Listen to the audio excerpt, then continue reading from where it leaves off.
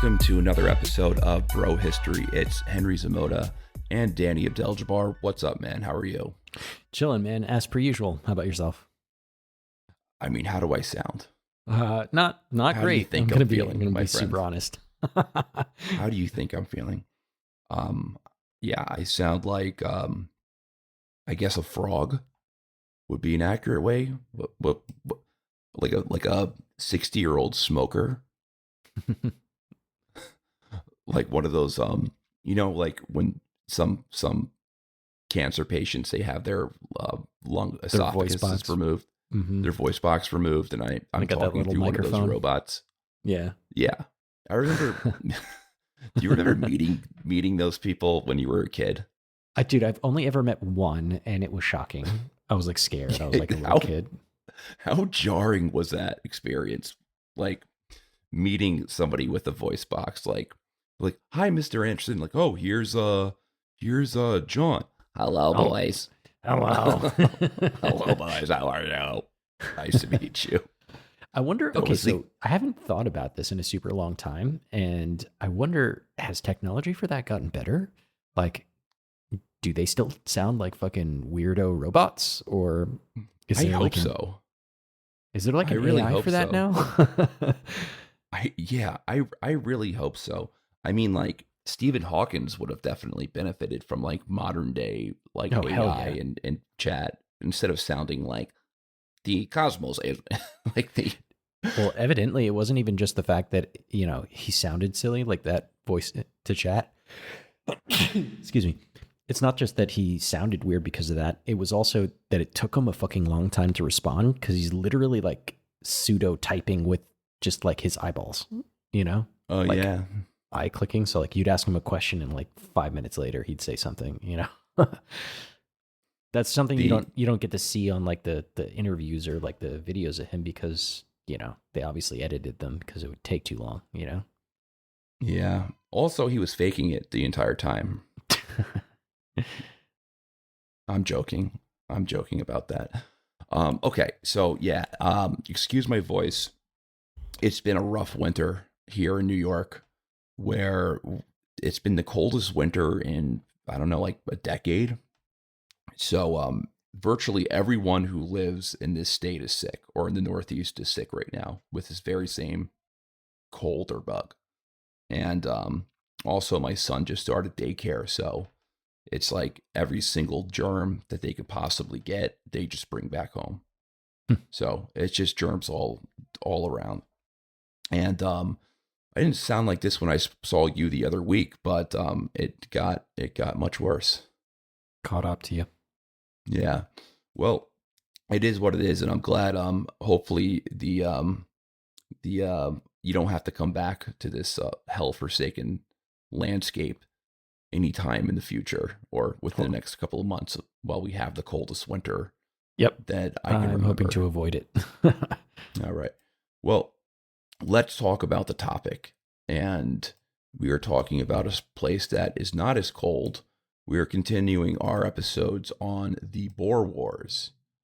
So we started off a series about a month ago on the origin of the Boer War, and really the goal of this series is to go through really the start of the colony, the Cape Colony, and then what how this ended up, how this conflict between the Boers and the British developed, and then what were the international consequences. Because if you look at the Boer Wars, they're really one of the catalysts, like the real catalyst of the 20th century. Like there's some historians that will actually mark the Boer Wars as like the end of the 19th century and the beginning of the 20th century, because it really is one of the major catalysts of contention between the British and the German Empire. So um, we're trying to look at this from the very beginning, from when the Dutch first colonized or started the Cape Colony. And we did an episode. It was about an hour long. I'll do a quick recap of it if you don't want to go back to that and just listen to this one, uh, fully through. But We spoke about the origins of the Cape Colonies in South Africa and really the emergence of the Afrikaner identity. In the 1600s, the Dutch East Indian Company set up the Cape of Good Hope as a refueling station for ships going from Europe to Dutch East Indies. To keep up with food demand of passing ships, they gave land to VOC employees for them to start farms. And these were the free burghers. They also encouraged migrants from the Netherlands, Germany, and France to immigrate to South Africa. Now, as more and more, immigrants and migrants arrived and more fertile land was taken, Europeans started to migrate more and more inward into the Veld. And the Veld is this really vast rural plains in South Africa. This is where the lions and all the big wild game live. So these migrants from Europe originally, they developed this extremely rugged lifestyle.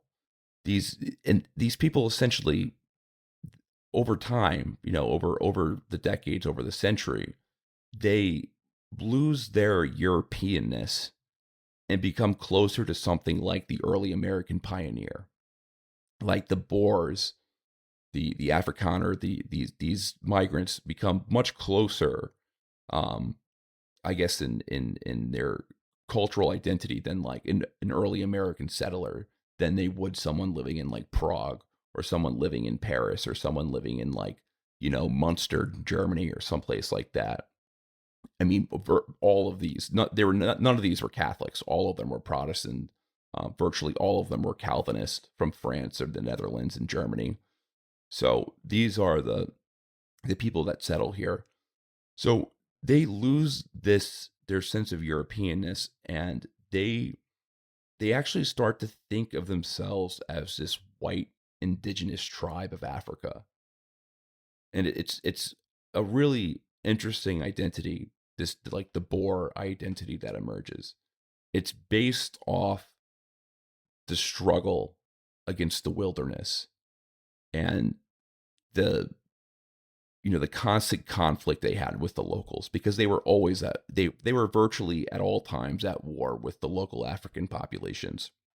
They essentially kind of pushed the early Khoikhoi people to almost annihilation, the original settlers of the Cape, and then they moved inward and warred with other tribes. And like I said, that they were Calvinist.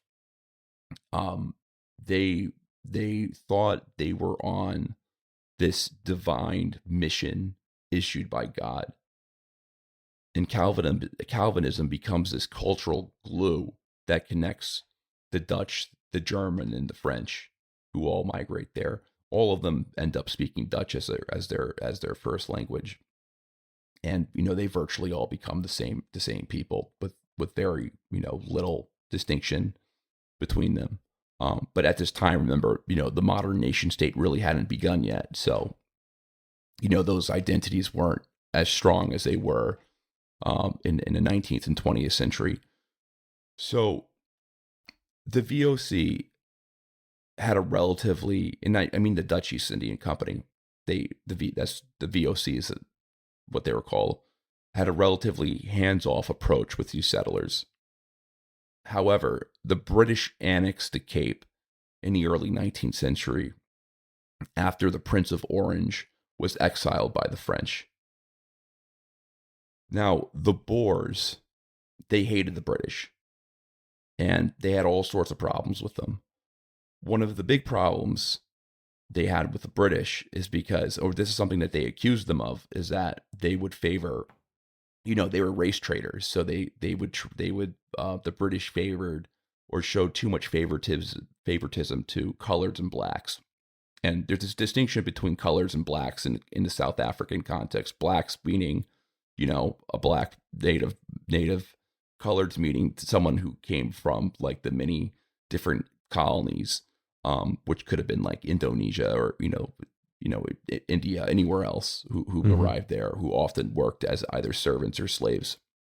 because slavery in the Cape, many of the slaves were not even imported. They were imported from other countries other than Africa. They were imported from like um, you know just other colonies, mostly like the in in the East Indies. So one of the big the big the first act of violence, or the first major clash between the British and the Dutch settlers, um it was an event called Slocker's Neck Rebellion.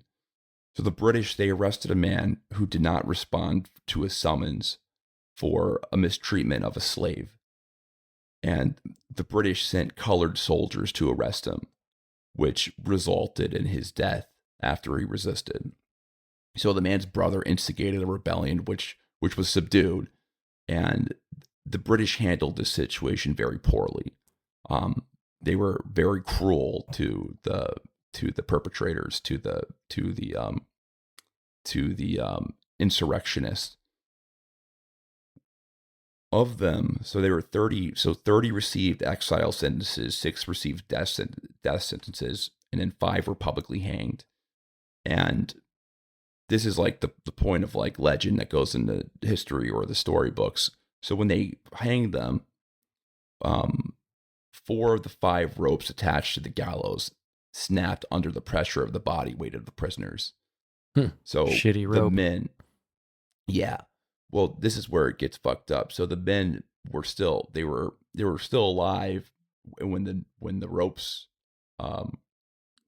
broke, and they were begging for mercy.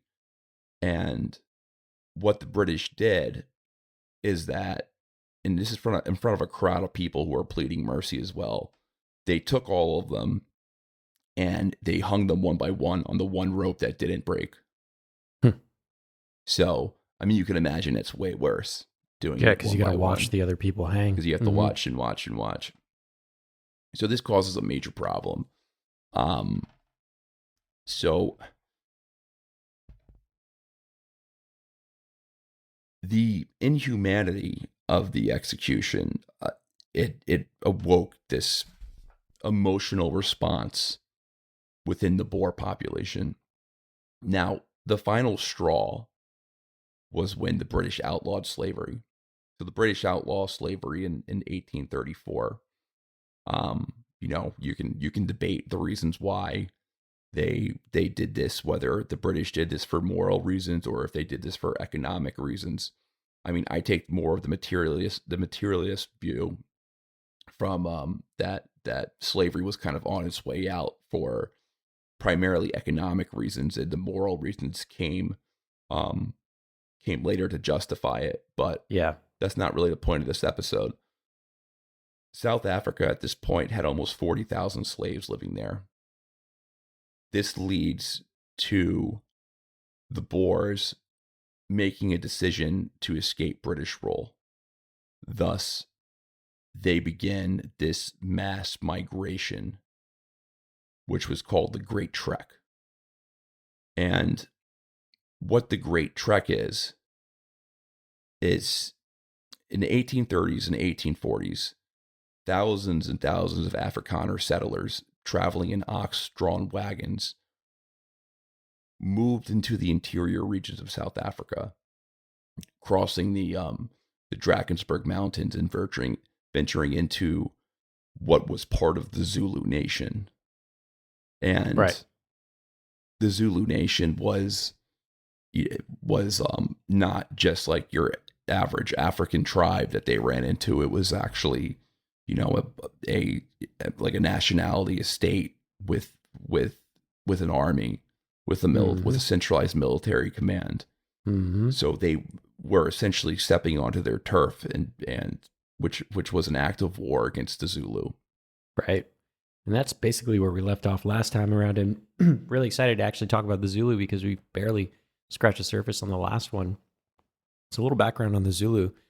They're a Bantu ethnic group from Southern Africa, and they're primarily based in what is known now as the KwaZulu-Natal, South Africa region.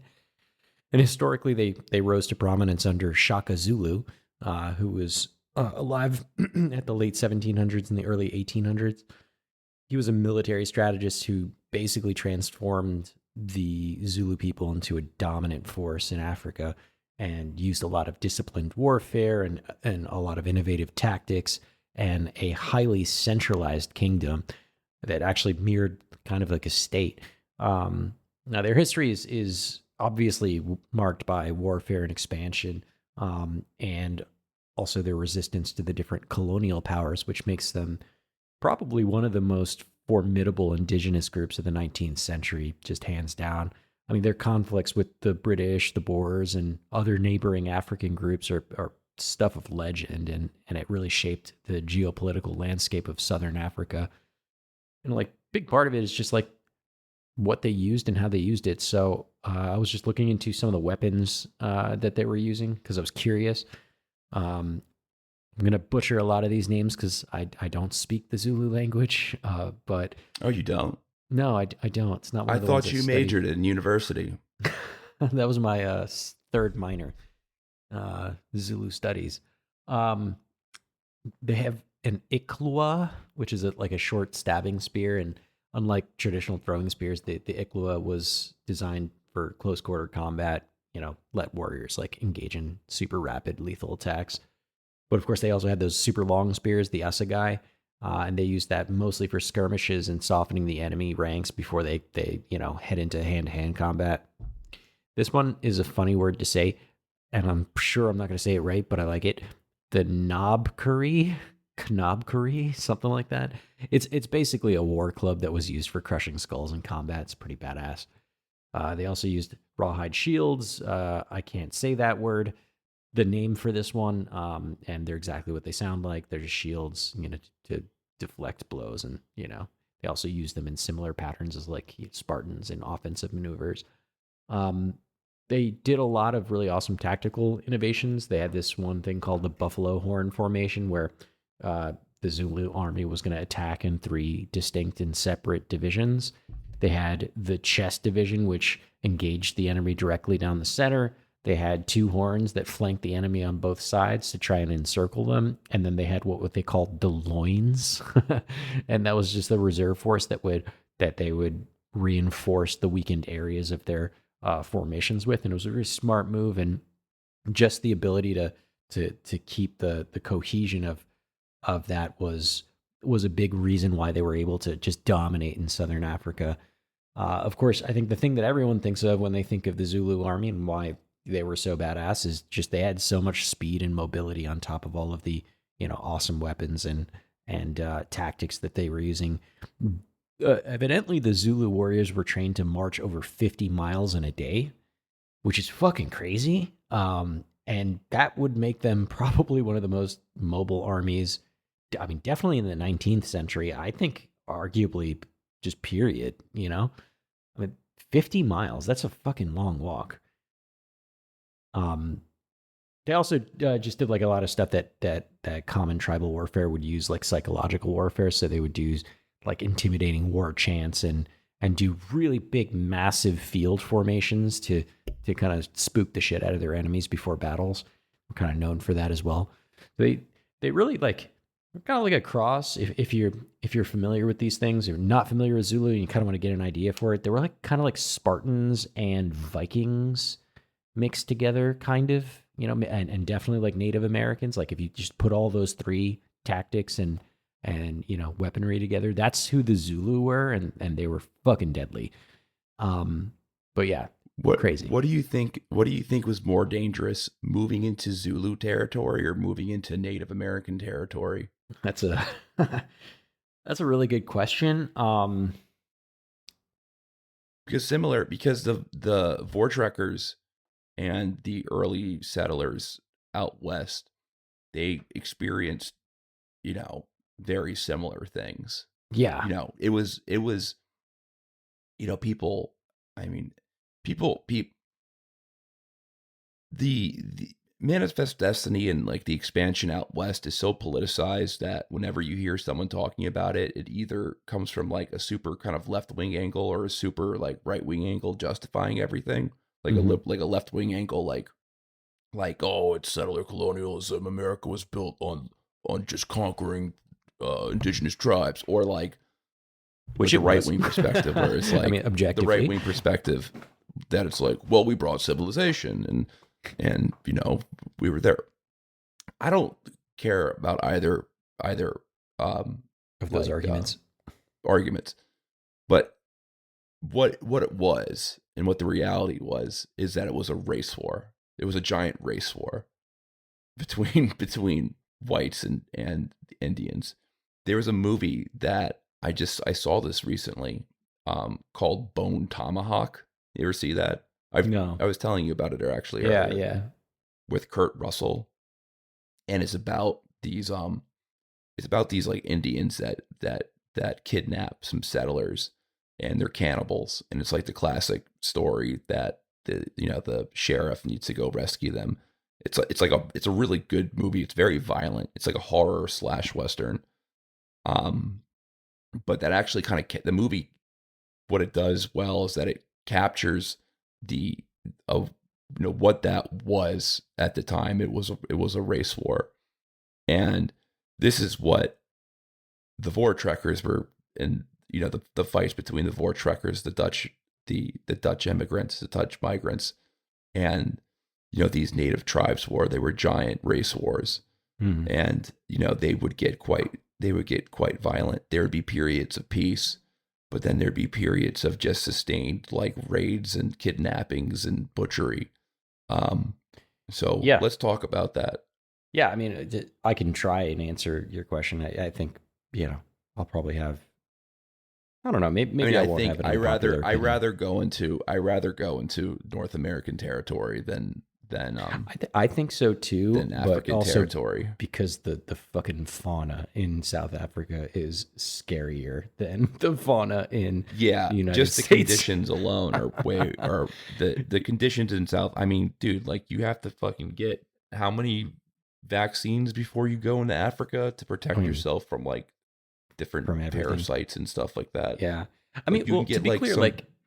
like go this the settlers in South Africa and the settlers in the West in the United States, you know, they encountered the same kind, like similar dangers in both regions, right? Harsh landscapes, disease, tribal warfare, and then the settler and native conflicts that ensued first from settling.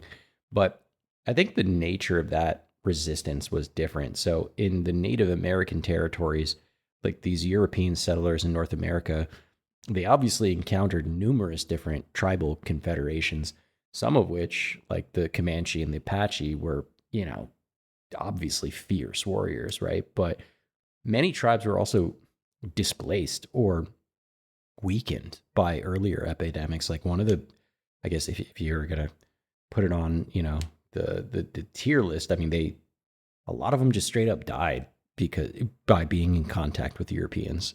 You know what I mean? Which wasn't necessarily the case in the Zulu territory. And so, um, in the Zulu territory, the Voortrekkers, like they obviously moved into this region that was dominated by the Zulu kingdom, but importantly, they didn't just move into, you know, the region just like at any point in time. This was like the peak of the Zulu military might.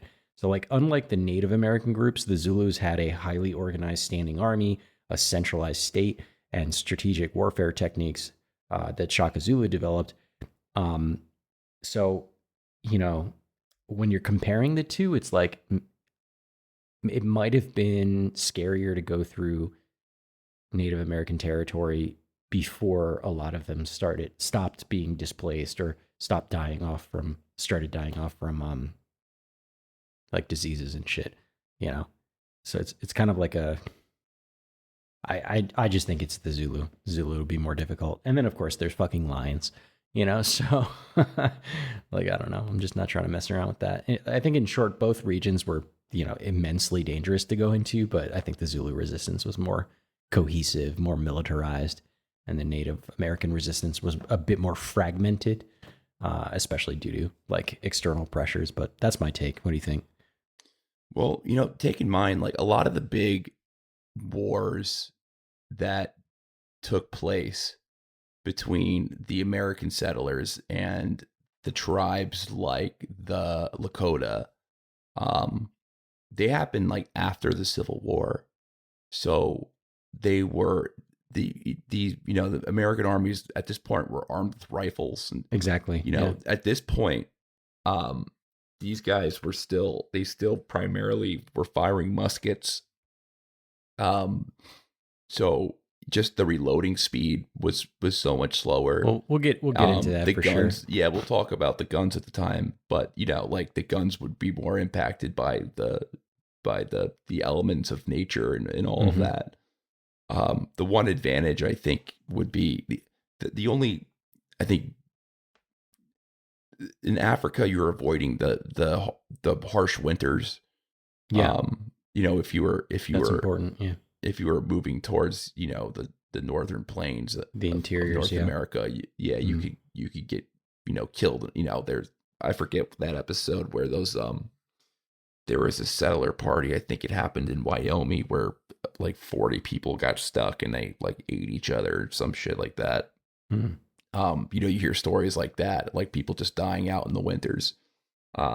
There it's more so. I mean, there's other things, but then Africa itself, the weather challenges are scarier because like there's like crazy drought seasons, and then there's like these crazy flash floods that you get. Yeah. Yeah, where it just like all of your livestock is fucking just washed away and dies, and you And starve it'll happen to on the death. drop of a dime too. It's crazy. Yeah, it just happens. So it's different elements, but yeah, I would have to say that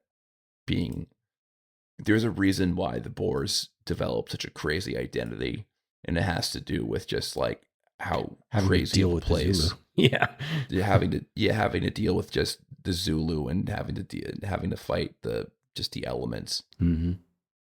Well, let's talk about the trek. The Great Trek, because I think kind of an interesting story. It was like it was kind of like the Oregon Trail, but like on steroids. It was extremely dangerous. Yeah, the Oregon Trail on steroids. Yeah, it was crazy. I mean, the first group of war trekkers migrated north were met with just like disaster after disaster. So they started out in September 1835, and they made it across the Vaal River by January 1836. But the divisions among the leadership caused them to split. One group went north into what's known today as Mozambique, where the entire group was basically killed entirely. Like everybody died, except for 2 children who were allegedly rescued by a Zulu fighter. It's a pretty interesting story. And then another group, the other group, they ended up settling near the Delagoa Bay in southern Mozambique, but they ended up catching a deadly fever, which killed most of them. So it's like either you go get, killed by, the Zulu, or you get killed by the fever. But the likelihood is that you were just going to get killed.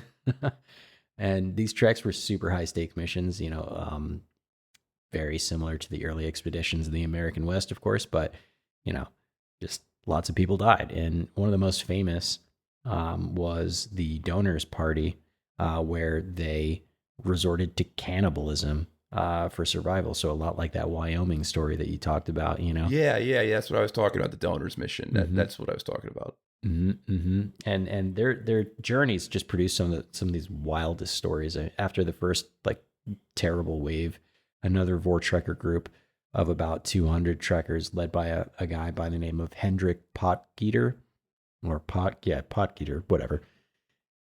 So this was back in 1836 in August. They were allegedly attacked by a Matabele patrol, which is like an offshoot of the Zulus, and 14 people were killed in the attack, including 6 children. And a couple days later, these like local bushmen warned Potgieter that a force of 5,000 additional warriors were going to attack them in the same week. And the trekkers, they set up these defensive circle of wagons that were reinforced with like thorn bushes, and they placed another protective square inside to like shield the women and children, and this is what they set up to defend against 5,000 Zulu warriors. And the story goes that a group of 40 men, 7 of them being boys, defended this encampment against thousands. you're going to hear a lot of these types of stories, you know, a lot of these like against all odds, the Boers, you know, the Voortrekkers stood Yeah. against the Zulu. You're going to hear a lot more of this today. But And that's why we're saying the word allegedly, because Yeah. you know it's like in we don't really know. It's like in the book the book Lone Survivor, Right. where they say it was like wave after wave of Taliban, and Right. it ended up being like 10 of them and Yeah. not like 40, like what Marcus Luttrell said. Yeah. It's like those stories where Right. obviously they're embellished. We don't know what this, and also a lot of the reasons why this is important for us to take this with a grain of salt is because a lot of this forms national identity, right? And as we've talked about on the show several times for several different cultures, pretty much all of them have this like thirst to legitimize their identity, and they almost always do it by exaggerating something or making up some divine theological thing. And go figure, the Boers do both, right? So yeah, that's the thing. But kind of coming back to this, but the story is cool, so let's it's a cool story, so we'll tell it anyway. So although, you know, these 40 men and 7 boys, you know, they won the battle, they lost a bunch of their livestock, right? Which they would eventually retrieve with the help of other tribes. And over the next couple of months, the Voortrekkers struck back. Apparently, they destroyed 50 Matabele settlements, killing around 1,000 people, and eventually forcing those folks to abandon that region. And I think with this big victory, this kind of, you know, really let the Great Trek continue. And that kind of brings us to, the second act of this, the crescendo period, and it's the Battle of the Blood River. And this was in February 1838. The Voortrekkers, led by a man named, I think I'm going to call him Pete. It might be Piet, but I'm going to say Pete because it sounds nicer. Pete Redief, and he met with a similar resistance from the natives. And Pete and his group, they were invited by the Zulu king, Dingaan Kraal. A kraal is a village, to negotiate a land treaty. But, and this is something straight out of Game of Thrones, Dingaan betrayed the Voortrekkers. So, I mean, think like Red Wedding style, right? He had them all taken out to a hill outside the village and they clubbed them to death, which is wild. Pete ended up getting killed last so that he could watch his delegation being killed. In total, about 100 were murdered, and their bodies were left for the vultures and other scavengers. My only question about reading the story is like, how do they know that? If they killed them all? It comes off, the story kind of comes off like, it makes me think of like the Odyssey or something. Yeah, totally. It makes me think of like, specifically, I'm not saying like it makes me think of like fiction. It specifically makes me think of like Greek mythology. Yeah, it reads a little bit like that, doesn't it? Like an epic that's being told over a campfire by your village elders. Yeah. You know what I mean? And like the nature of it makes me honestly think the Boers are cooler for this, because it really kind of captures that these people were like one with like the land and like passing stories along verbally and those types of things, like this kind of like really old school, like pre-modern culture that is like infused with, you know, Europeanness. I don't know, it's hard to explain, but it's like something that's like just extremely unique. Like it's just extremely unique.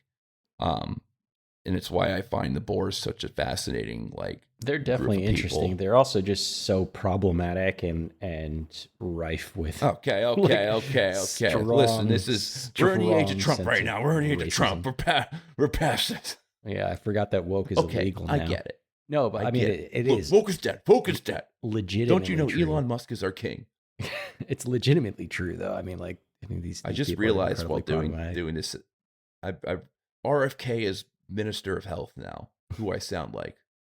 Oh yeah, you do kind of I sound am like RFK. I was thinking before, I was like, shit, I sound like RFK Jr. right now, and I hope I don't sound like this for the rest of my life. I had that fear pop in my head. It's like, what if I'm the new RFK Jr.? You see, the vaccines, they came and they You're gonna have the to take a bunch autism of rate HGH. exponentially over, and we're linking. I told them that Fauci was using these drugs. All right, let's not let's not get ourselves I demonetized. couldn't resist. All right, where was I? Oh yeah, so we were talking about how Pete, went with his. They're clubbed to death, and how you don't know how that they could verify. How the hell? How the hell murdered. would we know that they killed them and they left Pete for last so that he could see them? How would they know that? I don't know. But anyway, this King Degane, he attacked. He ended up later attacking this unsuspecting Vortrekker settlement, and after this event, a bunch of Zulu warriors attacked another encampment, and they slaughtered 532 men, women, and children. In response, the Vortrekkers launched a counter expedition, and this was led by a guy named Andreas Pretorius, important character in the story. A force of 464 men, accompanied by 200 servants and 2 small cannons. So, like almost 700 people. And they set out to confront the Zulu. And after weeks of trekking and, going to their destination, Pretorius chose this really strategic position along the Nkome River and was basically mapped it out in such a way so that, he could figure out how to not compromise their defense. And, he was basically wedged between the Nkome River behind him and this super deep ditch that was on his left flank. So basically, the Zulus could only approach them from 2 sides, and it's just much easier to defend that way. And if you remember, the Zulus had this formation where they're attacking from the front and sides. So this really fucks up their game because they only have two places to attack from. Really just messes up their vibe and their flow. Also, it's just a really wide, broad, open approach, so they can see them coming for like a mile away, literally. So that open approach, it left the Zulus exposed, and at dawn on December 16th, 6 Zulu regiments, totaling approximately 20,000 warriors, they showed up at the Vortrekkers' encampment. We've got a quote here from Banties, who wrote in his journal, "Sunday, December 16th was like being newly born for us. The sky was clear, the weather was fine and bright. We hardly saw the twilight of the break of day or the guards, who were still at their posts and could just make out the distant Zulus approaching. All the patrols were called back into the laager by firing alarm signals from the cannons. The enemy came forward at full speed, and suddenly they had encircled the area around the laager. As it got lighter, so we could see them approaching over their predecessors who had already been shot back. Their rapid approach, though terrifying to witness due to their great numbers, was an impressive sight. The Zulus came in regiments, each captain with his men behind, as the patrols had seen them coming the day before, until they had surrounded us. I could not count them, but I was told that a captive gave the number at 36 regiments, each regiment calculated in the 900 to 1,000 men strong. The battle now began, and the cannons unleashed from each gate, such that the battle was fierce and noisy. Even the discharging of small arms fire from marksmen on all sides was like thunder. After more than 2 hours of fierce battle, the commander-in-chief gave orders that the gates be opened and the mounted men sent to fight the enemy in fast attacks, as the enemy near constantly stormed the laager time and time again, and he feared the ammunition would soon run out." All right, before I kind of talk about that, doesn't that like read like you're saying before? It's like the Odyssey. It just reads like really interesting fiction, you know? Yeah, it reads like a Greek epic, like it reads like something from Homer. Yep. So History time again. The For 2 hours, the Zulus launched these like wave on wave of attacks, four of them apparently, and the Vortrekker Lager, their like encampment, repelled each of these waves, but of course with those heavy losses. So the Vortrekkers, and this is kind of important, right? The scene that we're setting up here, you should be thinking at this point like the gates of Thermopylae, right? Like the 300 Spartans against the countless number of Persians, right? Except in this case, the Persians lost, you know. So the war trekkers and how they won was that they were using guns, right? They used grape shots in their musket and they fired their two cannons to inflict maximum damage. And after this defense, Pretorius ordered his men to go ride out, mounted cavalry, and mess with the Zulu formations directly. Because again, keep in mind, the Zulus are a really, really well regimented army, and they obviously had greater numbers, and they're very, very like into using their tactics. So between having only two flanks to go after, right, the front and the right, and between being in an open field, against ranged fire, and after all of that, they eventually had to use the cavalry to disrupt those formations, because 20,000 people is a lot of people. You have to have a lot of bullets to kill those people. Like it's a lot. The Zulus were holding their ground briefly, but after those mounted cavalry came around, it forced them to break ranks. After their lines collapsed, the Vortrekkers pursued the Zulus, who were fleeing, for another 3 hours apparently, and they killed a lot of them in the retreat. And by the time the battle was over, about 3,000 Zulus were dead, and the Vortrekkers suffered only 3 injuries, not even deaths, including Pretorius himself, because, of course, and he apparently took a spear wound to the hand. I read that as he got a boo-boo, and he just wanted to call it out. So December 16th is, it's been observed as a public holiday in the Boer republics in South Africa ever since. So this is their Spartan stand, basically, against the Zulus, and that Zulu defeat led to internal chaos in the Zulu nation, and it culminated basically into a civil war. And the Vortrekkers were able to successfully negotiate with the Zulu over the establishment of a territory for the Vortrekkers after that.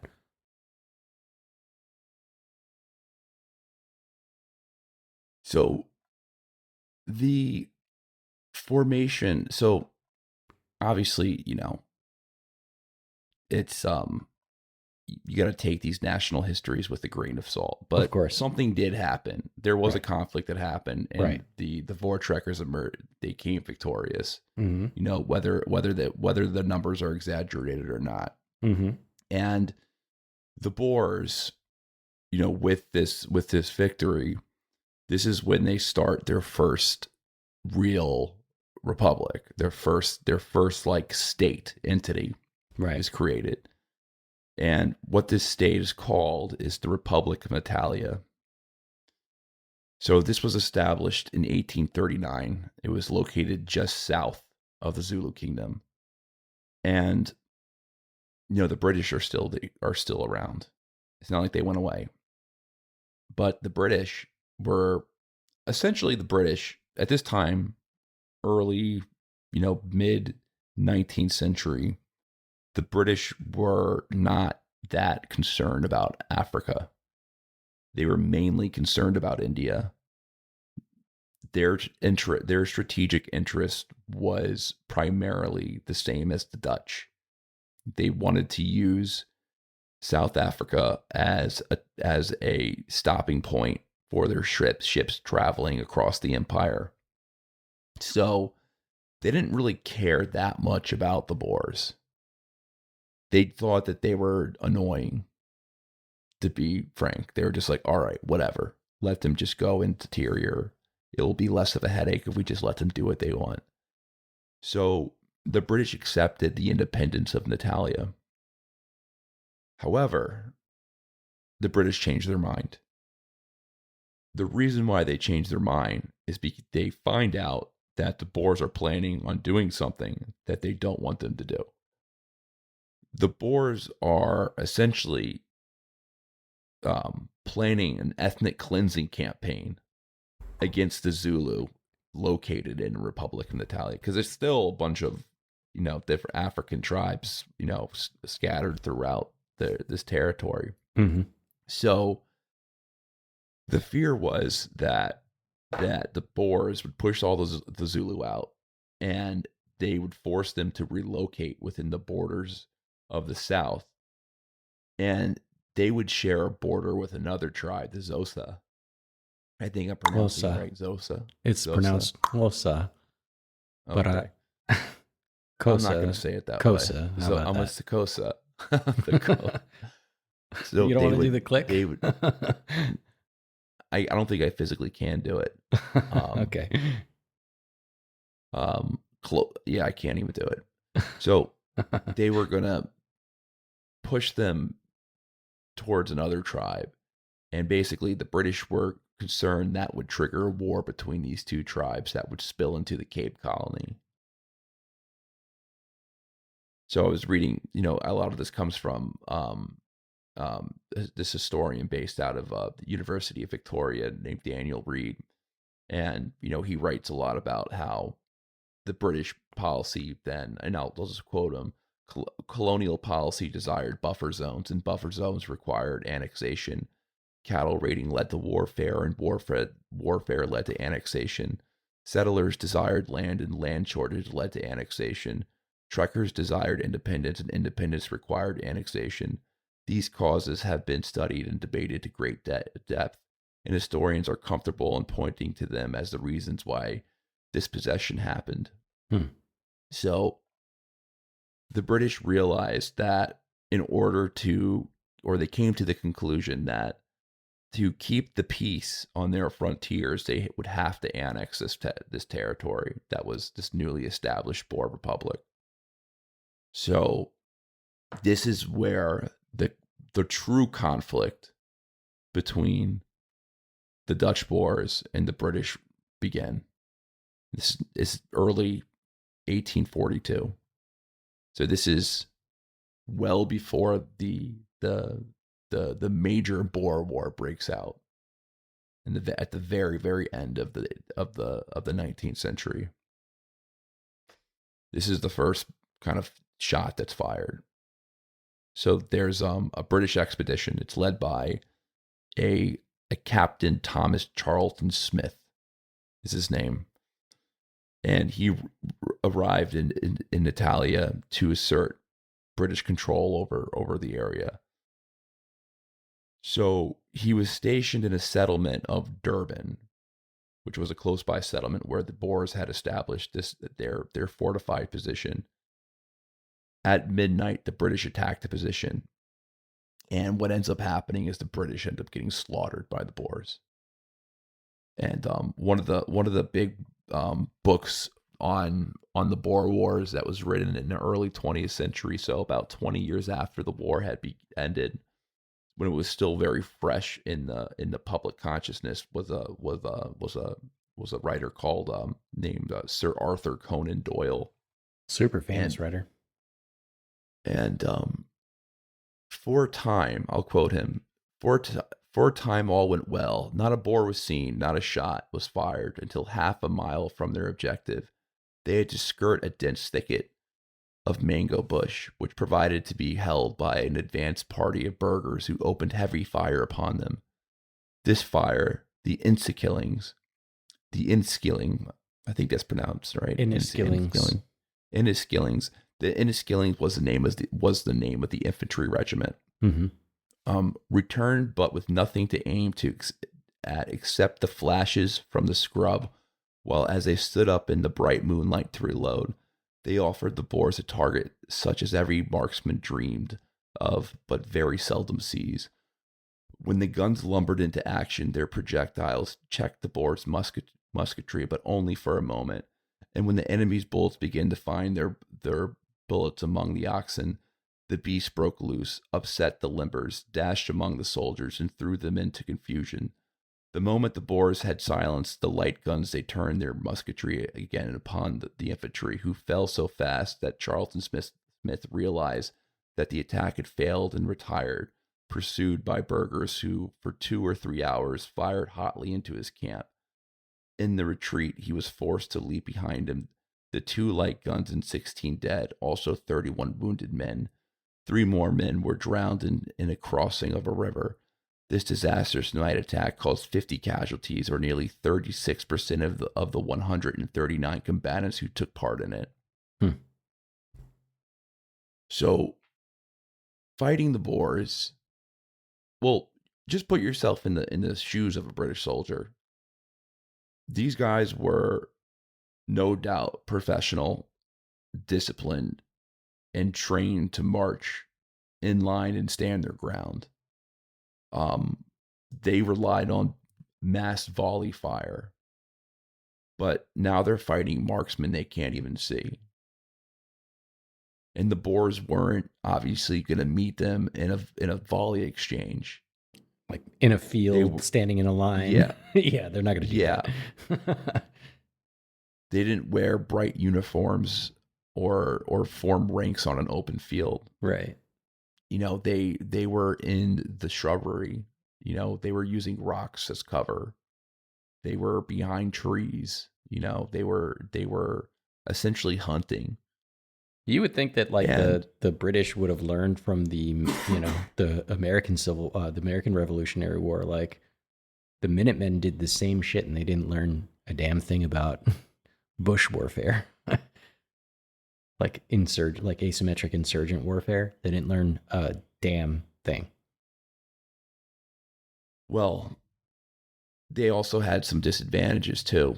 Yeah, just in their of course, and I'm super excited to talk about that. So some of those disadvantages was literally just the loadouts that they were using, the weapons that they had. The primary British weapon that was used by those forces was the pattern 1842 musket. It's a musket, right? So meaning they were still using a muzzle loader, and what that means is that the soldier has to pour gunpowder down into the top of the barrel, insert a musket ball that was wrapped in a paper cartridge, and use the stick to ram it down. It's called a rod. And then they would put a percussion cap on the firing mechanism, and the whole process to reload a single shot took at least 20 seconds per shot. And this is under the most ideal conditions. And that in a battle, it's not going to be ideal. On top of that, these guns had a range between 50 to 100 yards and were very sensitive to weather. So if the cap got wet, the musket could fail to fire. The Boers, on the other hand, they typically used a flintlock and percussion rifles, which were primarily imported from Germany, but also a little bit of Britain and the Netherlands, as well as a lot of locally modified versions. These Boer rifles were accurate to 200 to 300 yards compared to the British pattern 1842 musket, which was basically ineffective after 100 yards. And this let the Boers engage British troops way before they were even in their own musket range. So much, much higher range efficiency. And of course, the rifling inside the Boer guns spun the bullets, which makes them far more precise, especially for long ranges, than the smooth bore muskets that the British were using. And a lot of these Boer rifles were high quality hunting weapons, basically, and they were built to withstand harsh African conditions. And then there was the other thing from that quote. One of the biggest British advantages was their artillery. Boers didn't have artillery, not a whole lot of it, right? The British were towing smoothbore cannons, howitzers, and Congreve rockets, and the Boers had a little bit of artillery, but not even close. And what happened was that the British, when they went to go try to use their light artillery to suppress the Boer fire, the Boers were getting fucked up, and they just were like, all right, well, target the oxes that are pulling the guns, right? So keep in mind, these weren't self-propelled guns. They didn't have that back in this time. They had to use large animals to pull these big artillery weapons. And so they just started shooting at the oxen, and that creates a stampede. And that sent not only just the soldiers in disarray, but also the other animals that were in there as well. And it was a really good strategy because it's just like, just disable them, right? Just fuck up the threat. And the British Army, again, one of the most professional and disciplined forces in the world, they just weren't used to this kind of warfare, which I'd also argue didn't learn a damn thing from, again, I'm going to point this out again. The same shit, same kind of tactics, hiding in the bushes, using rifled guns.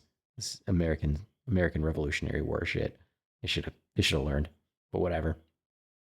The Boers were brave, at least as long as the stories are true, right? And their officers were competent, but the British basically, they were playing on a battlefield that played entirely to the Boers' strengths. It was a home turf advantage, and this is going to be a major theme in the basically 60-year struggle against them.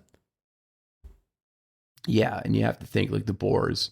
So, the Boers were not like your average settler out plowing fields, looking for a quiet life on the frontier. They lived in the most inhospitable place you could think of, or one of the most inhospitable places in the British Empire. I mean, these people, if you were a hunter, if you didn't hit your target, you weren't eating. Right. And they're not hunting like rabbits. These guys were hunting fucking like African game. So like springbok and fucking buffalo and even lions and stuff. Like they were hunting like big game. They weren't shooting animals that they would ever get a second shot at. And just the relationship between like the way I think of the Boer and the rifle is that it's so from the time like when a Boer truck or when an Afrikaner boy at this time, when they're old enough to hold a rifle, he's basically learning how to shoot. His father or maybe his grandfather is teaching him how to like, judge the wind and adjust for distance and hit a moving target. And every single bullet counted. So they had to make every single shot matter. There was no like wasting ammunition when you're on the frontier. So the analogy that I draw is that for the Boer, the rifle was like the horse to the Mongol, or the arrow, or like the composite bow to to like the different steppe nomads. Yeah, it was like it was more than just a weapon. It was like part of their being. It was an extension of their body. It was an extension of their body. And if you read the accounts of in the Boer War, in like the later Boer Wars, is that the British are losing these wars in the beginning. All of their conflicts with the Boers, they're essentially losing them. And the thing that is keep on being brought up is that the Boer marksmen are just so good. They're just on another level. Like these guys are just like these guys can shoot anything and hit any target. And it becomes just this major problem. This kind of cultural this culture with the rifle. There's a quote I pulled from one of the Boer commandos, and this is from the Second Boer War. A Boer without his rifle is only half a man. So the Boers, they have this decisive victory over Captain Smith, and they kill dozens of British soldiers. They wound countless more. In response, though, the British, and this is a really heroic story too. It's really interesting how this whole affair kind of plays out like this fucking epic from this Greek epic. So at the time of the battle, the Greeks, the British, the British send a messenger out on horseback to ride 600 kilometers. So that's about 375 miles to Cape Colony. And I mean, how long was Paul Revere's ride? Not that far.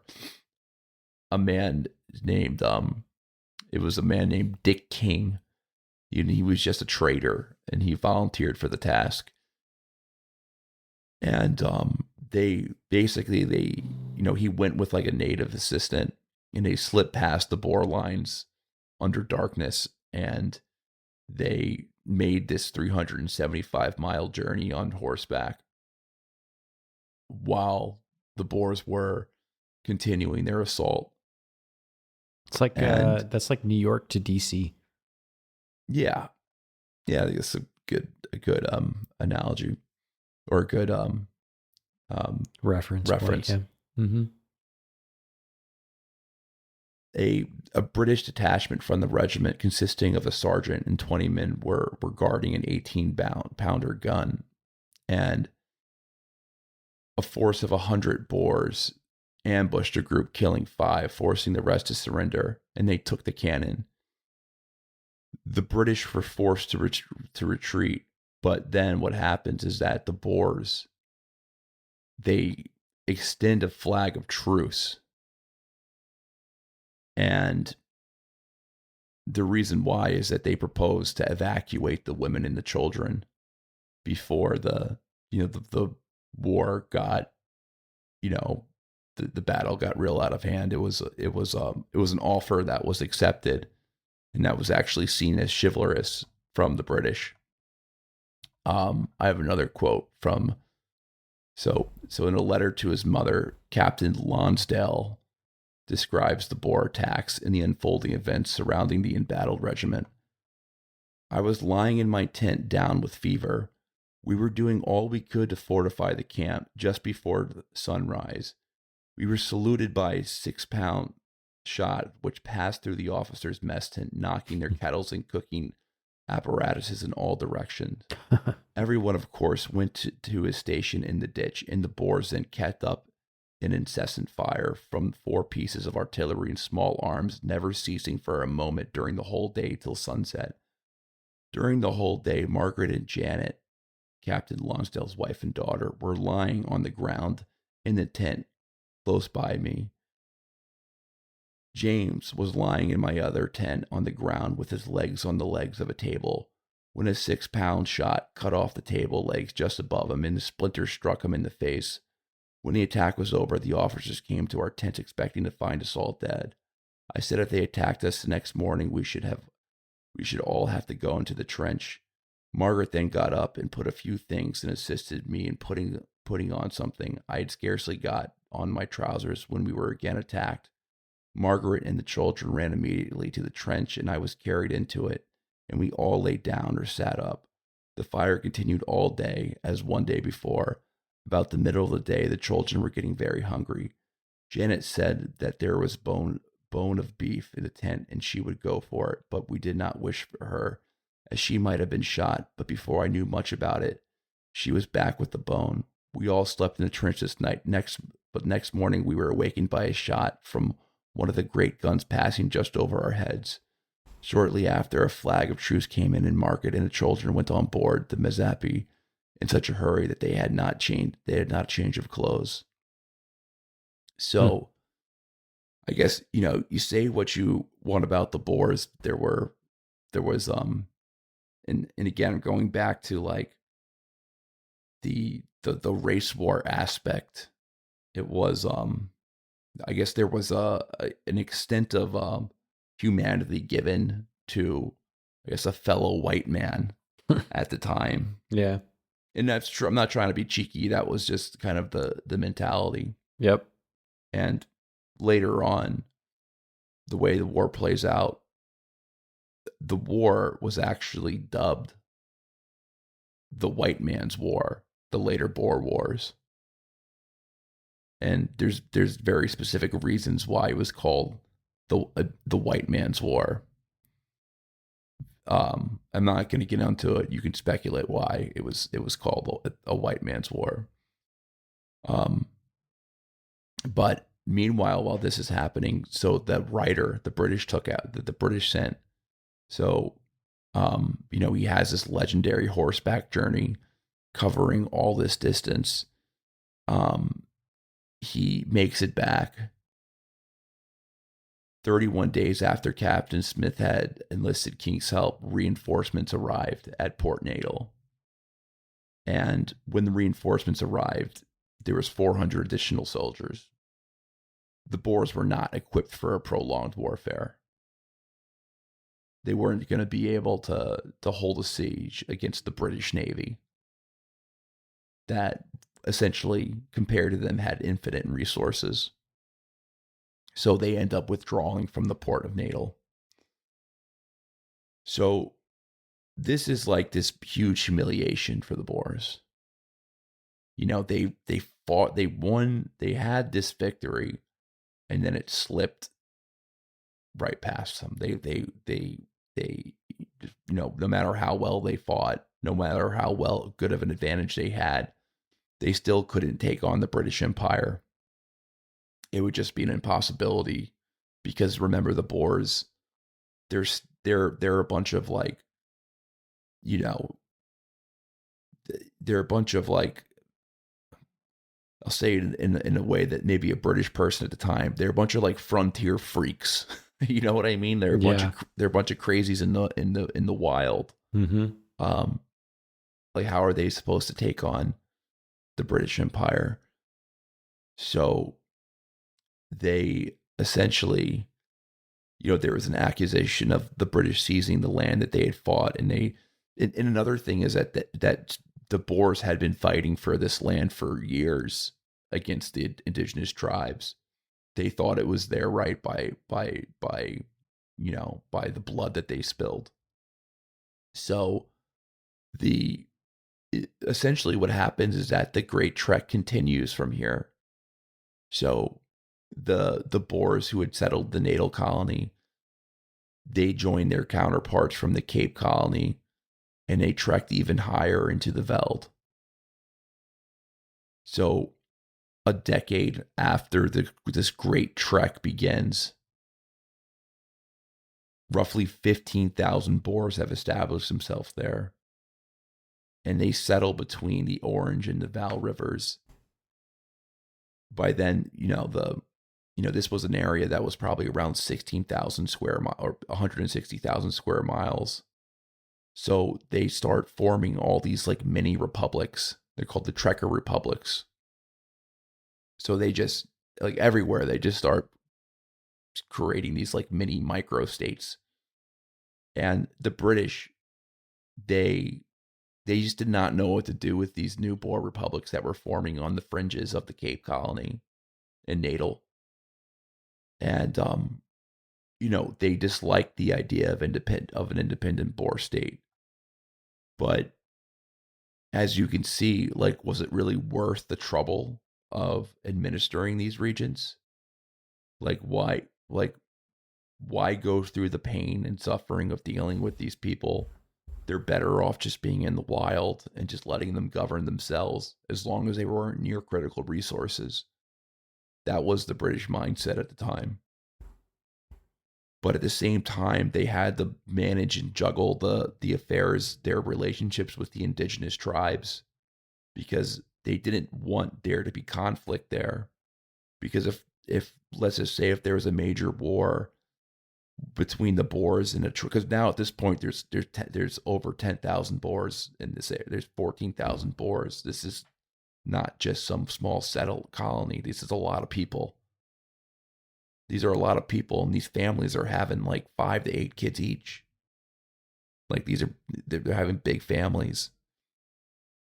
At this time, the Boers, the people out in the veld, they outnumber the people in the actual Cape Colony in the city.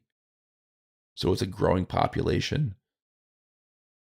They don't want to deal and administer these people, but they don't want them to cause these large ethnic cleansing campaigns or these large movements of tribes causing warfare everywhere, because it's not just the fear of the Boers fighting, an African tribe, but it's the fear of the Boers displacing one tribe, and then that tribe goes to war with another tribe, setting off a chain reaction of just war.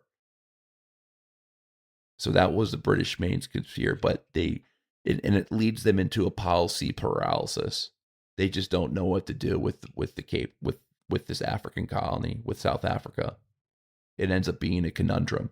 And this is 1840. This is Britain in the mid 19th century. This is not Britain in the late 19th century when they're at the pinnacle of their power. So this British colony in South Africa, it becomes one of the most expensive endeavors that they have in their empire. It's just a huge money pit for them. Mm. And take in mind, the British have no naval port. Besides the naval ports, they don't have any interest in Africa, in Southern Africa. The only thing that they care about is a functioning midway point, a place for their ships to stop. But other than that, there's no vital interest in controlling, what tribe, like, what do they care about? What tribe rules what in Southern Africa at this time? They care about trade routes. They don't care. They don't. This isn't a priority for them. Like, what do they really care about the Boers? So, what the British do is that they cut the Boers loose. They essentially are like, all right, whatever, go. They assign some treaties with them. They meet them and they basically say, we'll recognize the states that you create, as long as you don't cause like major problems and you don't practice slavery. That was another condition. If you don't practice slavery and if you don't cause major problems, then we're just good. Not going to bother you, and you can you're free to do what you want. So, there's two states that the major states that the Boers create. They're not major states, but the two primary states. It's the Orange Free State, and then there's the the Transvaal. And these were basically states. They were these miniature republics, and they were miniature republics, and they were states in really just name only. They were these small trekker communities that just like claimed that kind of claimed these vast areas of territory. And they're like, they just moved into a territory and they're like, okay, this is the state of, XYZ, but there'd be black tribes that would be living there too. So they declared dominion on them, even though there was no way that they could actually govern or, had the means of establishing a state. So these administrations that they set up, they're just extremely weak and they're disorganized. They can't raise taxes. They don't really have they really don't have any kind of capacity to create any kind of to finance the the institutions that would make a state run properly. And the white populations in Transvaal, it's roughly 20,000 people at this time, or it amounts to they're living entirely on subsistence farming. So officials were paid for their services in land grants instead of cash. So what this does is it creates this effect where the quest for more land just continued relentlessly. So because of the need for land, the relationship with the native tribes continued to just be, war after war, because they constantly needed they used land as almost like a territory, as a currency. They discovered a substitute for slavery, and they started using a practice called inbokeling. And to get around slavery, inbokeling was a system of forced apprenticeship that functioned as a form of slavery. What they would do is that African children, if they were captured by Boer commandos in a raid, or if they were acquired through trade, they were taken into white households and they were registered as apprentices. So they were separated from their families, and then they were assigned to white farm households where they would, perform labor, or in some cases, if they were lucky, they would practice some sort of trade.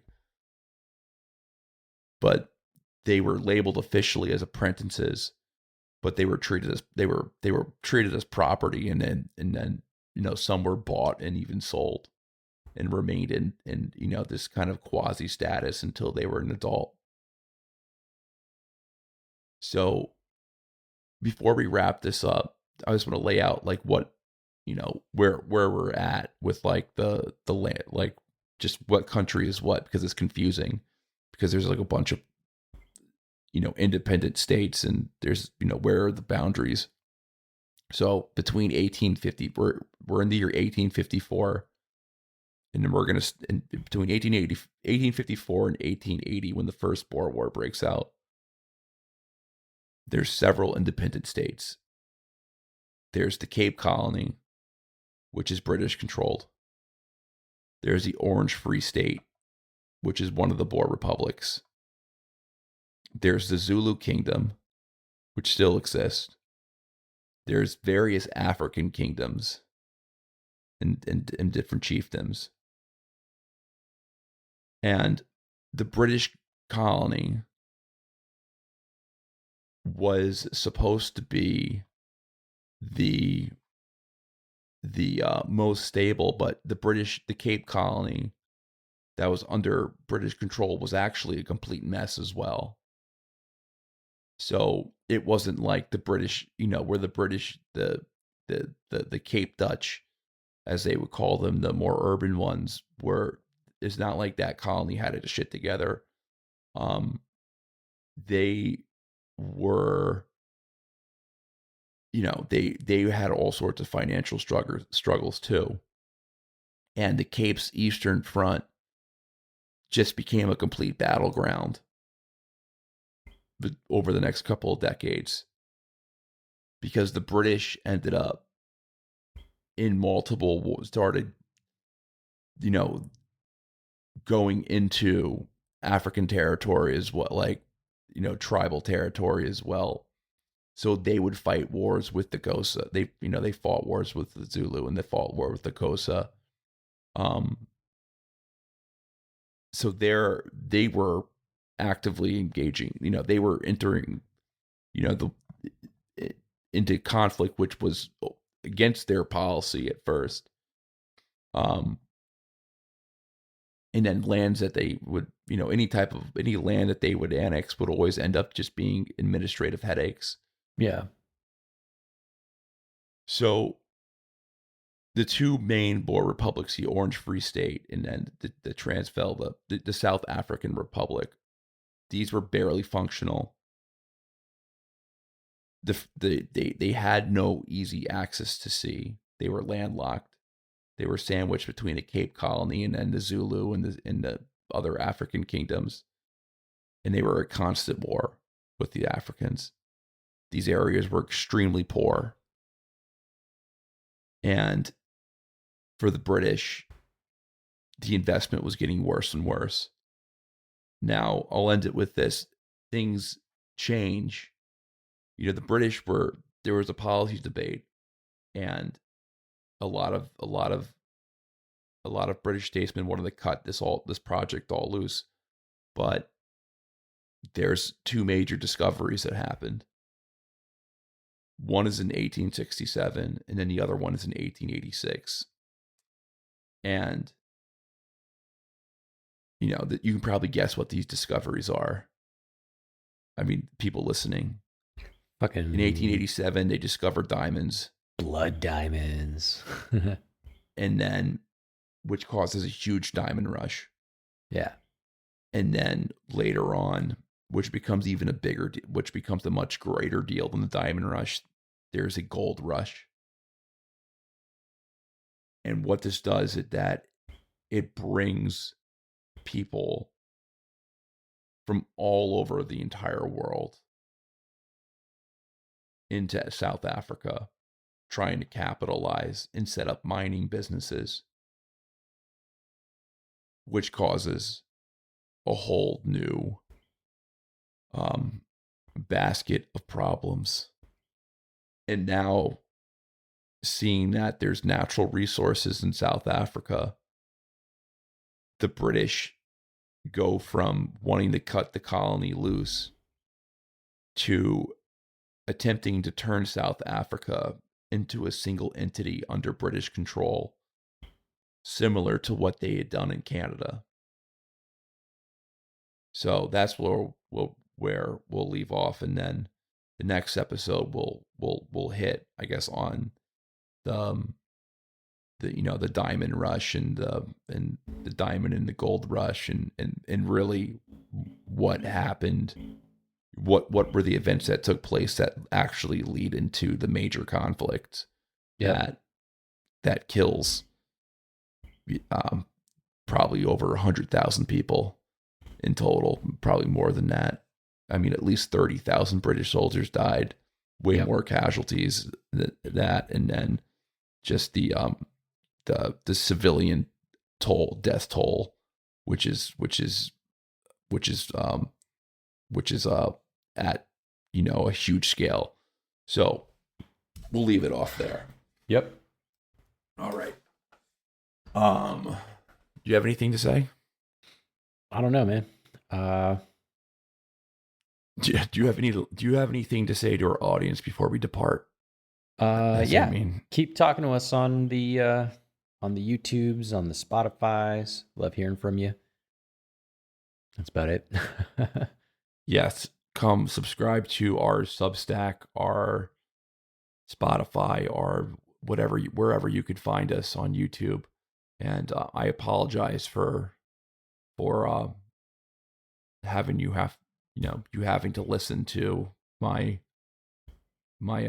robotic voice box. What are they called again?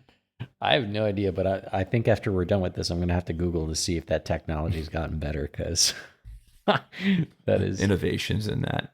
Yeah, right. Just think of me as RFK Jr. making a speech to you. All right. I need to drink some tea. All right. Peace, guys. Peace.